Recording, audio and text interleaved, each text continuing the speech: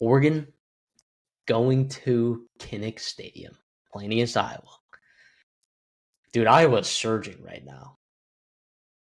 And I'm not going to say Oregon is free falling because they're not at all in any way. That should not be the adjective used to describe them. But they don't look as dominant, you know? Are they gettable against an Iowa Hawkeye team that just looks really good right now? It's not that they're doing it through the air, right? But Mark Gronowski kind of adds this like second level to this quarterbacking thing, right? Where he can take off with his legs, he just is doing enough. Like that dude is a born winner. That dude is a born winner. So can he win here at home against Oregon? I think they absolutely can. It's giving a little bit of like Walmart Notre Dame kind of vibes from last year, a team that just like kind of just like snuck The its Riley way out, Leonard Gronowski stumbled comps out. are I mean, listen, I have not heard that yet, and I think that's a really, really nice comp there at the high end of what he can be and what this team can be. I really think this is an actual playoff team. I think that needs to be considered as a realistic possibility that the Big Ten could absolutely have Iowa be representing them in the college football playoffs. Now, if they do that, they're going to have to beat Oregon and beat USC, and that's going to knock those teams potentially out of the playoff conversations. Definitely USC. We'll see about Oregon and what happens to them. But boy, oh boy, man, this is just what Iowa does. When they win, like they do what they need to do. You talked about that. They peak at the right time, not only of seasons, but of games. Kinnick is such a hard place to play. Oregon's traveling across a couple time zones. I understand they're off a bye, but so is Iowa. You talked about Gronowski, what he can do. Dante Moore is going to have to be careful taking care of the football. This Iowa team is getting healthy offensively. Their offensive line, we just talked about A&M and their offensive line and the impact they have had this year on elevating a quarterback and an offense. This Iowa offensive line is unbelievable, and they are going to get after a very, very good Oregon front seven. Fuck it, man. Iowa's going to peak, and they're going to go to the playoffs. They're going to win this game. Iowa +6, Iowa to win. It's a 2:30 game. Don't really care. Daylight savings. It'll be dark by the second half. Can Iowa move the ball enough on Oregon? I think they can. Am I overacting to what happened against Minnesota a couple weekends ago? Probably. I probably am. But boy, oh boy, man, I've seen this enough with Iowa. This is the kind of game they win here. Give me Iowa. Give me the Hawkeyes +6. Tell me I'm wrong. well. So here's the thing: can Iowa like legitimately stop this Oregon rushing attack? Like, can they legitimately do it? I think they can. They've shown that they can stop teams that are, fervently run the ball. Oregon's like kind of rushing attack right now. Like it is kind of stupid, like how effective it is. What did Indiana do, right, to win that football game against them?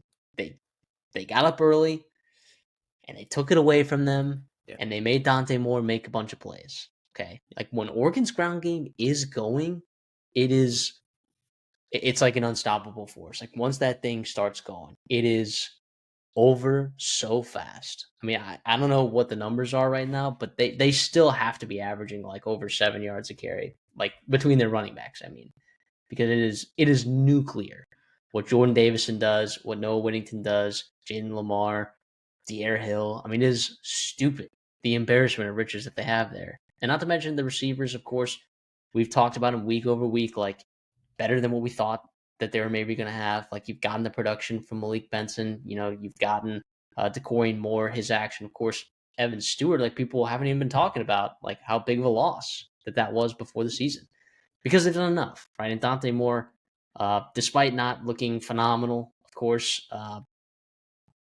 he look Dante Moore when he's healthy and when he's on time and when his like in the structure of the offense, he is very good. Even when plays break down, right? He's got incredible athleticism to make things happen in a wicked frozen rope of an arm.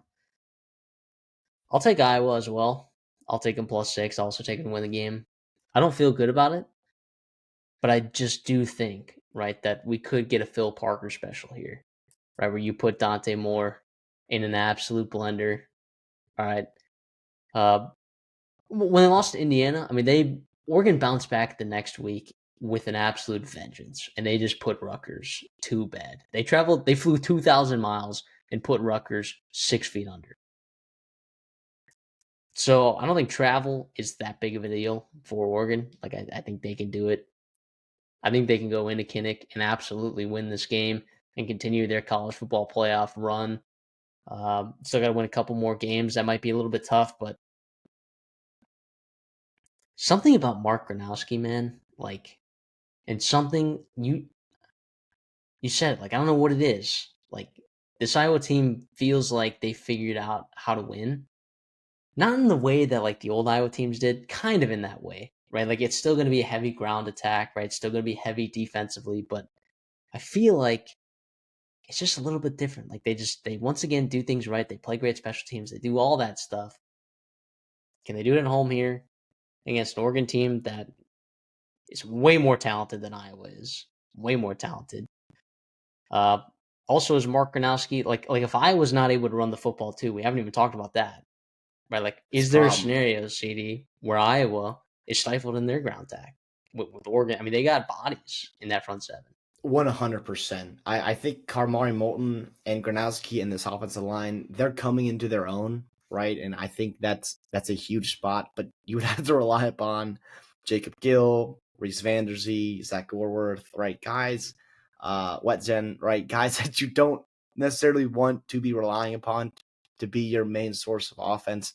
That's going to be in a tough spot.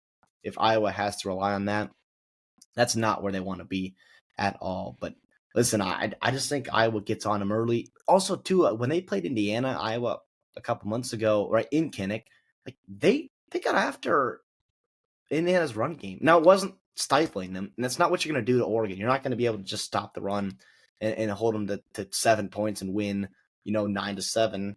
Maybe you do. I guess that's I can't say can never say never with this Iowa team, but like I think they're going to get enough done. And I think what their offense does well enough is sustain enough drives to get points, to score touchdowns in the red zone. I think Gronowski's done a good job of that this year and capitalizing in the red zone more than they've done in the past to where Yeah, they're top 10 red zone offense. it's awesome, which is game changing. We talked about like what would happen if you give Iowa a top 75 offense. The reality is like if they finish in the red zones, if they're scoring 7 points instead of 3, that's massive. That's kind of game changing there. Not necessarily total yards and total output. They're pushing a top 50 offense. Like, oh, well, at least the last couple weeks, like they're definitely pushing a top 50 offense. Like it's looked better week over week, and we talked about that, the evolution of Mark Gronowski, like week over week. We saw the first couple weeks, and we were like, oh, so what were all those clips that we saw like in the offseason? Like, what? Okay, that was just all. It was just all hearsay. It was just all like, oh, whatever, But it's yeah, there's a feel to this game, CD. There's a feel. I get what you're saying, man. I get it.